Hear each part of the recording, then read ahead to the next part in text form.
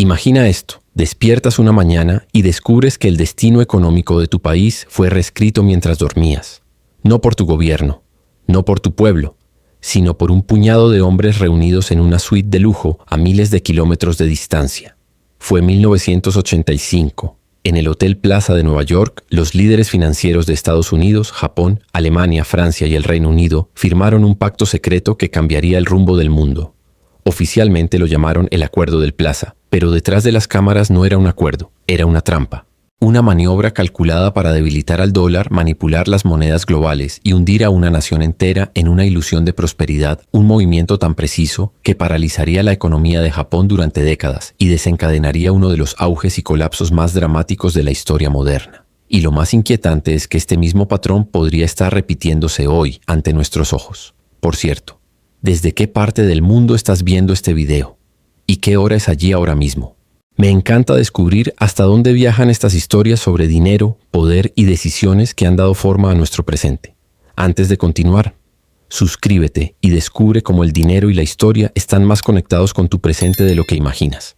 Para entender por qué se llegó al Acuerdo del Plaza, hay que retroceder a los primeros años de la década de 1980, una época de gran turbulencia económica en Estados Unidos. Después de años de inflación, crisis petroleras y estancamiento, la economía finalmente comenzó a recuperarse bajo la presidencia de Ronald Reagan. Sin embargo, esa recuperación tenía un costo oculto. Las tasas de interés estaban en niveles altísimos y eso atrajo enormes flujos de capital extranjero hacia el dólar. En apenas 5 años, el valor del billete verde se disparó más de un 50%. A primera vista, parecía una señal de fortaleza. El dólar volvía a reinar en el mundo financiero. Pero tras esa aparente gloria se escondía una realidad peligrosa. Para los fabricantes estadounidenses, el dólar fuerte se convirtió en una condena. Cada producto que exportaban se volvió más caro en el extranjero, mientras que las importaciones de países como Japón y Alemania inundaban el mercado interno. Los autos japoneses, Toyota, Nissan y Honda, estaban destronando a los gigantes de Detroit. Sony y Panasonic dominaban la electrónica. Las fábricas estadounidenses cerraban una tras otra y el déficit comercial alcanzaba cifras récord. Para 1985, Estados Unidos debía más al resto del mundo que en cualquier otro momento de su historia. La presión política y social crecía y todos sabían que algo estaba a punto de romperse. Al otro lado del Pacífico, la historia era completamente distinta.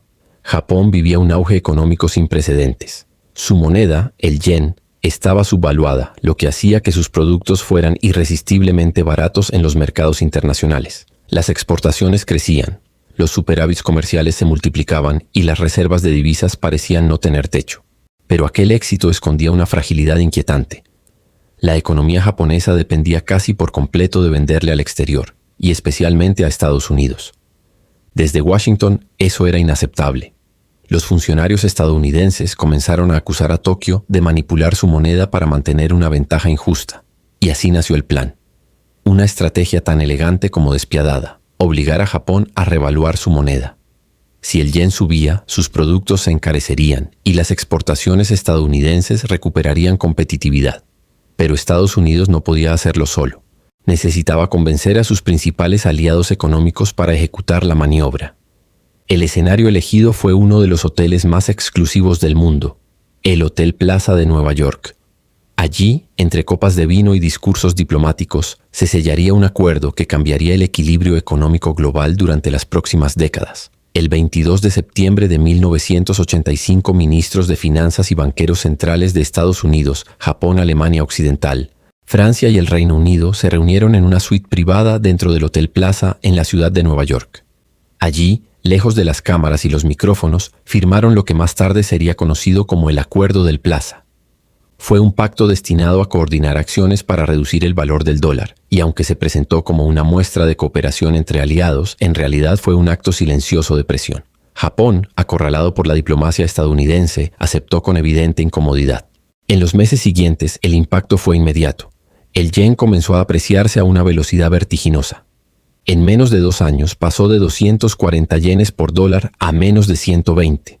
Para una economía tan dependiente de las exportaciones, aquello fue un golpe sísmico. Las grandes corporaciones japonesas vieron cómo sus márgenes de ganancia se desplomaban y el país entró en un estado de alarma económica. Para contener la crisis, el Banco de Japón reaccionó con medidas drásticas. redujo las tasas de interés y llenó el sistema financiero de crédito barato. El gobierno alentó a las empresas a invertir, a endeudarse y a mantener el ciclo económico en movimiento. Por un tiempo, pareció que la estrategia funcionaba. Japón entró en una de las burbujas financieras más impresionantes de la historia moderna. Los precios de la tierra en Tokio se triplicaron. El mercado bursátil alcanzó niveles que parecían imposibles. Personas comunes se convirtieron en millonarias de la noche a la mañana, impulsadas por la especulación y el valor inflado de los bienes raíces y las acciones. Para 1989, el auge había alcanzado su punto máximo. Se decía que el terreno bajo el Palacio Imperial de Tokio valía más que todos los bienes raíces del estado de California juntos. A los ojos del mundo, Japón parecía imparable, una potencia destinada a dominar el futuro económico global. Pero aquella prosperidad era solo una ilusión. Una economía inflada por el crédito fácil, la especulación desenfrenada y una confianza artificial que tarde o temprano tenía que colapsar. A comienzos de la década de 1990, la burbuja finalmente estalló. Los precios de las propiedades se desplomaron, la bolsa de valores colapsó y los bancos de Japón quedaron atrapados bajo montañas de deuda que jamás podrían recuperar. El gobierno intervino para rescatarlos, pero el daño ya estaba hecho. Lo que siguió fue un largo invierno económico que los historiadores hoy recuerdan como las décadas perdidas. El crecimiento se detuvo, los salarios dejaron de subir y la deflación se convirtió en una sombra constante. Una nación que había sido vista como la gran rival económica de Estados Unidos terminó convertida en una advertencia para el mundo entero. Y aquí aparece el giro más sorprendente. Muchos economistas coinciden en que todo comenzó aquella tarde de septiembre en el Hotel Plaza. Lo que se había planificado como una simple corrección temporal de los tipos de cambio se transformó en una crisis que duró más de una generación. Al forzar a Japón a fortalecer el yen, Estados Unidos provocó una cadena de decisiones internas que terminaron por romper el motor económico japonés. El Acuerdo del Plaza no solo ajustó monedas, también reescribió las reglas del sistema financiero global. Pero la historia no terminó ahí.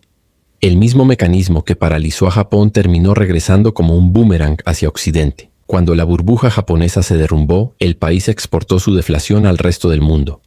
Los inversores japoneses, buscando mejores rendimientos, empezaron a mover sus capitales hacia otros mercados, inundando el planeta con dinero barato.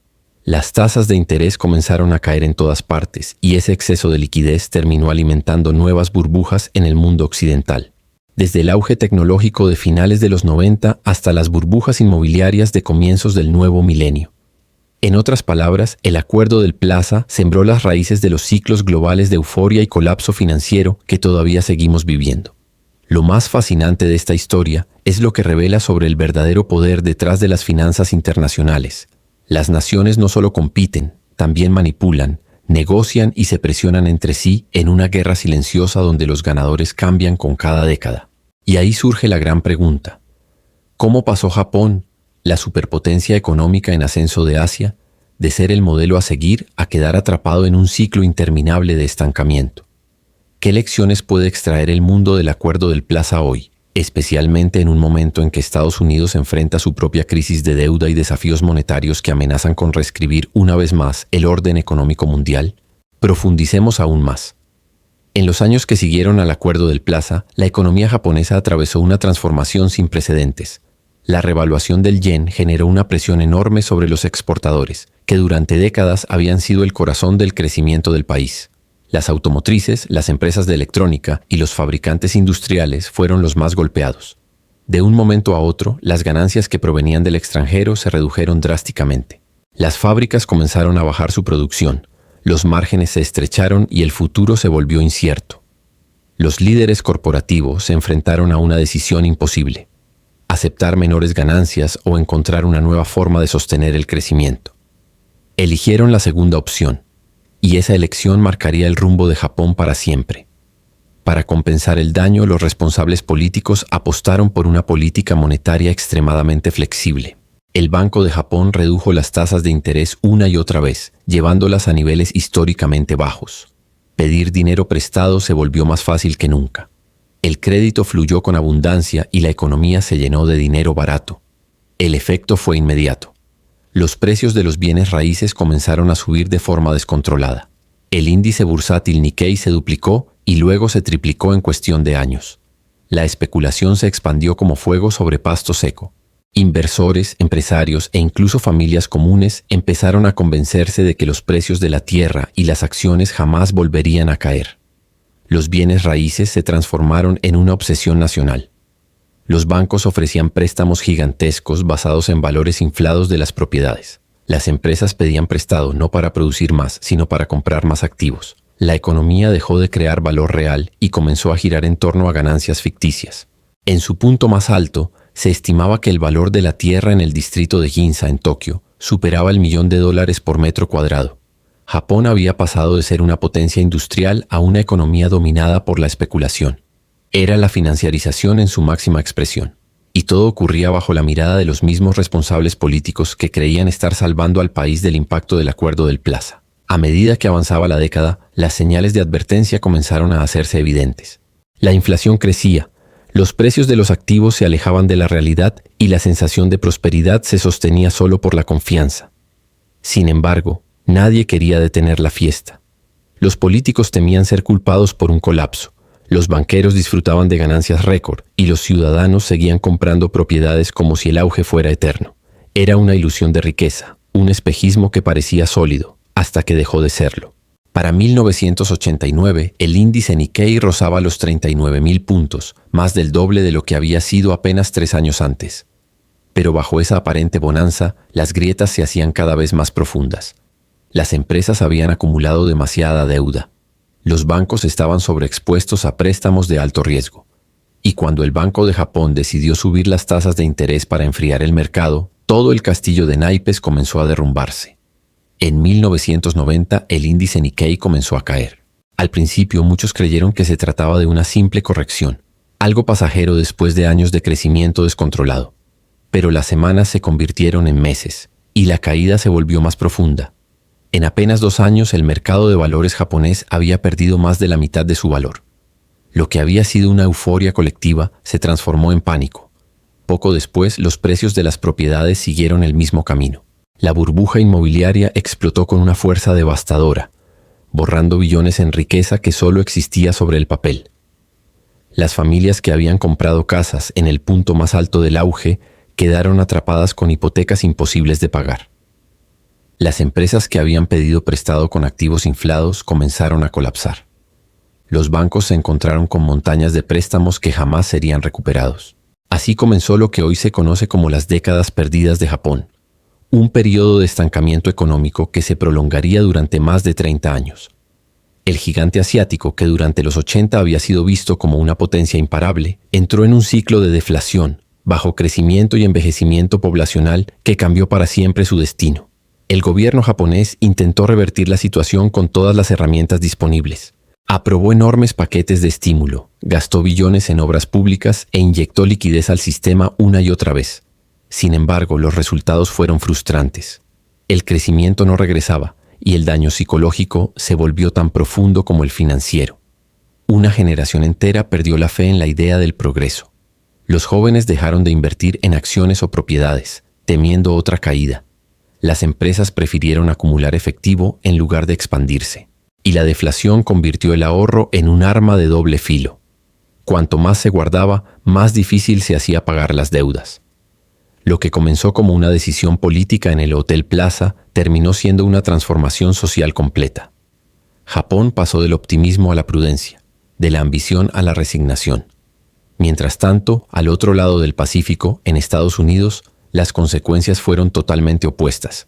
El dólar más débil permitió que las exportaciones estadounidenses se recuperaran y que parte de su base industrial se estabilizara temporalmente. Pero más allá de los efectos económicos, el impacto fue político. Estados Unidos demostró que podía moldear las finanzas globales a su antojo. El Acuerdo del Plaza se convirtió en una prueba de poder, un ejemplo de cómo la diplomacia coordinada podía rediseñar el equilibrio económico del planeta, incluso si eso implicaba sacrificar la estabilidad de sus propios aliados. Sin embargo, aquel éxito fue efímero. Aunque la balanza comercial estadounidense mejoró durante un breve periodo, las causas reales de su desequilibrio permanecieron intactas. El gasto excesivo, la deuda creciente y la dependencia del crédito siguieron aumentando. Con el paso de los años, Estados Unidos repitió los mismos patrones que habían hundido a Japón. El crédito barato, la especulación y las burbujas de activos se convirtieron en pilares de su economía moderna. Irónicamente, las mismas políticas que llevaron a Japón a décadas de estancamiento se transformaron en la base del modelo financiero estadounidense. Pero volvamos a Japón, porque la verdadera tragedia no estuvo en el estallido de la burbuja, sino en lo que vino después. El gobierno y el Banco de Japón, desesperados por salvar al sistema, se resistieron a permitir que los mercados se ajustaran por sí solos. Rescataron a los bancos, refinanciaron los préstamos incobrables y mantuvieron a flote a las corporaciones que ya eran insostenibles. Empresas que no generaban beneficios siguieron existiendo gracias al crédito barato. Así nació una economía sostenida artificialmente, donde la productividad se estancó y la innovación perdió su impulso. Japón cayó en lo que los economistas llaman una trampa de liquidez. Las tasas de interés se mantuvieron cerca de cero, pero nadie quería endeudarse. Los consumidores se volvieron extremadamente cautelosos, las empresas demasiado conservadoras y los bancos evitaban cualquier riesgo. Cada intento de estimular la demanda terminaba en frustración. La deflación se instaló como una enfermedad crónica. Los precios dejaron de subir, los salarios permanecieron estancados y el crecimiento se volvió una ilusión. Para contrarrestar esa inercia, el gobierno japonés lanzó una serie de programas masivos de gasto público. Se construyeron puentes, túneles y carreteras por todo el país, incluso en lugares donde nadie los necesitaba. La idea era simple: usar el gasto fiscal para impulsar el crecimiento. Pero cada estímulo traía un repunte momentáneo seguido de otra caída. La deuda se disparó. Para comienzos de la década del 2000, la deuda pública de Japón superaba el 200% de su Producto Interno Bruto, el nivel más alto entre las naciones desarrolladas. A pesar de los esfuerzos, el crecimiento jamás volvió a ser el de antes. Mientras tanto, la población comenzó a envejecer rápidamente, reduciendo aún más la demanda interna. Una sociedad que había sido vibrante, innovadora y optimista se volvió cautelosa, introspectiva y envejecida. Lo que comenzó como una simple revaluación monetaria terminó convirtiéndose en una lenta erosión del dinamismo nacional. La historia de Japón después del Acuerdo del Plaza es mucho más que una lección de economía. Es una advertencia sobre las consecuencias no previstas de la intervención política. Las decisiones tomadas en nombre de la estabilidad pueden terminar sembrando el terreno para la decadencia cuando distorsionan los incentivos y premian la especulación sobre la productividad. Para Estados Unidos, el Acuerdo del Plaza representó una solución rápida a un problema político: calmar la ira pública por los déficits comerciales y los cierres de fábricas. Pero para Japón fue un punto de inflexión del que nunca logró recuperarse por completo. El acuerdo demostró que la cooperación internacional puede transformarse en presión, que la diplomacia económica puede disfrazar la política de poder y que incluso los aliados más cercanos pueden dañarse mutuamente en su búsqueda de ventaja económica. Y aún así, la experiencia de Japón no evitó que otros países repitieran los mismos errores. En las décadas siguientes, China, Corea del Sur e incluso Estados Unidos vivirían sus propias versiones de burbujas financieras alimentadas por crédito barato y decisiones políticas equivocadas. Cada uno pensó que podía controlar el desenlace, pero todos terminaron enfrentándose a los límites de la realidad. Han pasado casi 40 años desde aquel pacto firmado en el Hotel Plaza y su sombra todavía se proyecta sobre el sistema financiero global. Aquella reunión enseñó al mundo cómo utilizar la moneda como arma, cómo inflar y desinflar economías mediante la coordinación entre potencias y cómo, incluso entre aliados, la búsqueda del poder económico puede dejar cicatrices que duran generaciones. Pero quizás la parte más reveladora de esta historia está en lo que vino después, en cómo Japón intentó reparar el daño y en cómo esas decisiones siguen marcando su destino hasta hoy. Cuando el país entró en el siglo XXI, su economía continuaba perseguida por los fantasmas del Acuerdo del Plaza. Las decisiones tomadas en la década de 1980 habían cambiado su rumbo para siempre. Mientras el resto del mundo celebraba el auge de Silicon Valley, la revolución tecnológica de las .com y más tarde el ascenso de los mercados emergentes, Japón permanecía atrapado en un ciclo deflacionario que parecía no tener fin. El Banco de Japón, que alguna vez fue admirado como símbolo de disciplina y precisión, se convirtió en una institución atrapada en una gestión constante de crisis. Cada política era una reacción, cada recuperación un alivio temporal. El país había perdido su impulso. A esas alturas, el Banco de Japón había probado casi todas las herramientas posibles. Las tasas de interés se redujeron a cero, y la flexibilización cuantitativa, la compra masiva de bonos del gobierno, se convirtió en una práctica habitual mucho antes de que Estados Unidos la adoptara después de la crisis del 2008. Aún así, los resultados seguían siendo los mismos. La inflación no regresaba, el crecimiento no se normalizaba y la confianza seguía quebrada. Pero aquello no era solo un problema técnico, era un cambio profundo en la mentalidad del país. La sociedad había interiorizado la deflación como una forma de vida. La gente dejó de esperar prosperidad. Los precios de las viviendas nunca volvieron a los niveles del pasado. Los valores de las acciones permanecieron deprimidos durante décadas. Los jubilados preferían acumular ahorros en lugar de gastar. Los jóvenes evitaban el riesgo, buscando estabilidad antes que ambición. La idea del empleo de por vida dejó de representar lealtad y se transformó en una estrategia de supervivencia. El dinamismo que había impulsado el milagro económico de la posguerra japonesa se había desvanecido silenciosamente. Mientras tanto, fuera de Japón, economistas y responsables de política económica observaban con atención lo que estaba ocurriendo. Comenzaron a llamar a ese fenómeno japonización, una condición en la que el bajo crecimiento, la baja inflación y las tasas de interés cercanas a cero se convierten en un estado permanente. Al principio se pensó que era un problema exclusivamente japonés, pero con el paso del tiempo, los síntomas comenzaron a aparecer en otros lugares. Durante la década del 2010, Europa y Estados Unidos empezaron a mostrar las mismas señales. Las tasas de interés cayeron a cero, los bancos centrales imprimieron dinero en cantidades sin precedentes y los precios de los activos financieros se dispararon mientras los salarios reales se estancaban. La misma enfermedad se había extendido. Lo que comenzó como una anomalía terminó revelándose como una advertencia global. La historia de Japón no era una excepción, sino un adelanto. El Acuerdo del Plaza había sido el primer acto de una nueva era de manipulación monetaria, un tiempo en el que los resultados económicos dejaron de depender del esfuerzo productivo y comenzaron a diseñarse desde los despachos del poder. Cuando los gobiernos pierden la fe en el crecimiento orgánico, recurren al crédito, a la deuda y a la financiarización para mantener viva la ilusión de prosperidad. Para Japón, el costo fue inmenso. Su deuda pública se elevó hasta niveles que antes parecían imposibles de alcanzar. Sin embargo, a diferencia de muchas otras naciones, Japón logró sostenerla porque la mayor parte de esa deuda estaba en manos de sus propios ciudadanos. Ese detalle permitió que persistiera la ilusión de estabilidad.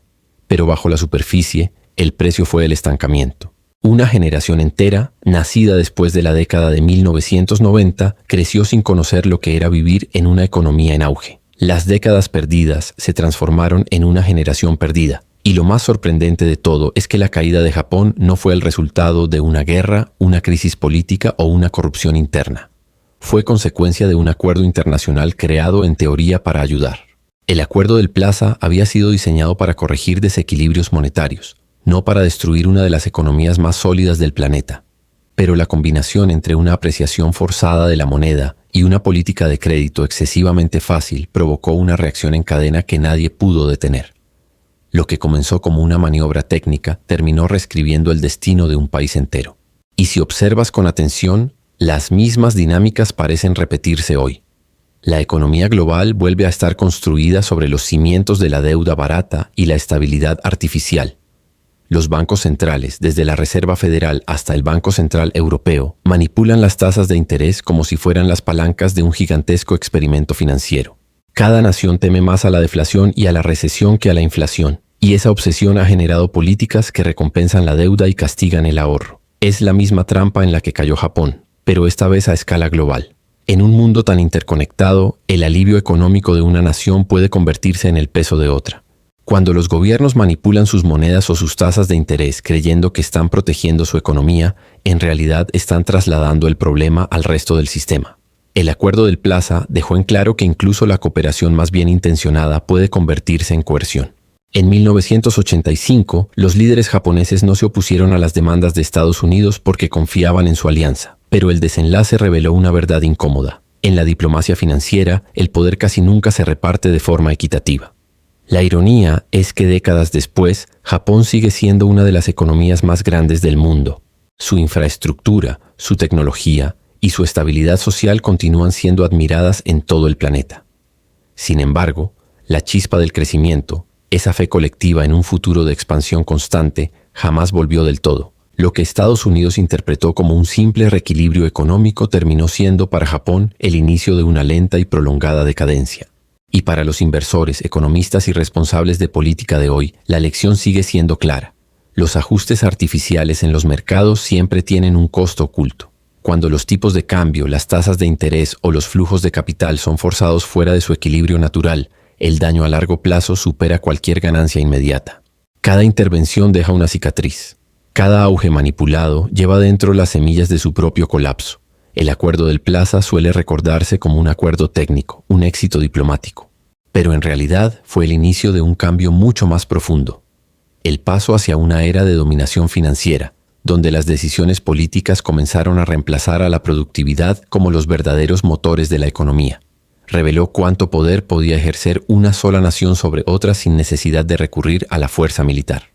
Y aunque Estados Unidos pareció salir victorioso de aquella jugada, el mundo que ayudó a crear a partir de ese momento ahora se está volviendo en su contra. El mismo sistema impulsado por la deuda, sostenido por tasas de interés bajas y una liquidez interminable, ha dejado a todas las grandes economías del planeta en una posición de vulnerabilidad.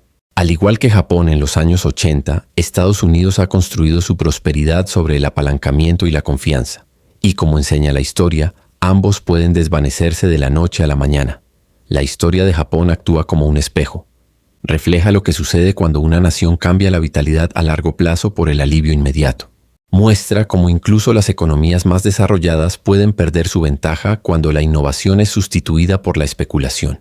Y sobre todo demuestra algo que ningún modelo económico ha logrado superar: el comportamiento humano. Porque cuando las personas dejan de creer en el futuro, ninguna política puede obligarlas a gastar, invertir o crear. El acuerdo del Plaza no fue una conspiración, fue una advertencia. Una lección sobre cómo la cooperación económica global puede ocultar desequilibrios de poder y cómo los costos de la manipulación política pueden extenderse durante generaciones. Japón lo aprendió de la forma más dolorosa. La pregunta ahora es si el resto del mundo ya aprendió esa lección. Porque hoy, todas las naciones enfrentan la misma tentación: imprimir más dinero, endeudarse más, manipular los mercados para ganar tiempo y evitar el ajuste inevitable. Pero como Japón demostró, cada intento de retrasar la realidad solo hace que el golpe final sea más duro cuando llega. La próxima vez que escuches a un líder hablar de estimular la economía con dinero fácil o de intervenir los mercados para mantener la estabilidad, recuerda el acuerdo del Plaza. Recuerda el ascenso de Japón, su caída y su larga y silenciosa lucha por recuperarse. Porque la historia quizá no se repita exactamente, pero sus rimas se están volviendo cada vez más claras. La historia del acuerdo del Plaza no pertenece solo al pasado. Es un recordatorio silencioso de cómo las decisiones económicas de unos pocos pueden alterar el destino de generaciones enteras. Hoy, mientras las potencias del mundo juegan una nueva partida de equilibrio financiero, las lecciones de Japón siguen ahí, esperando ser escuchadas. Porque cada auge tiene un precio. Y cada ajuste forzado deja cicatrices que el tiempo no siempre puede borrar. Si esta historia te ayudó a entender un poco más cómo se mueve el mundo detrás de los titulares, te invito a suscribirte al canal y compartir este video para que más personas conozcan lo que realmente ocurrió. Gracias por ver este video hasta el final, por tu tiempo y por tu curiosidad. Nos vemos en el próximo episodio, donde seguiremos explorando las historias ocultas que moldearon el sistema económico en el que vivimos hoy.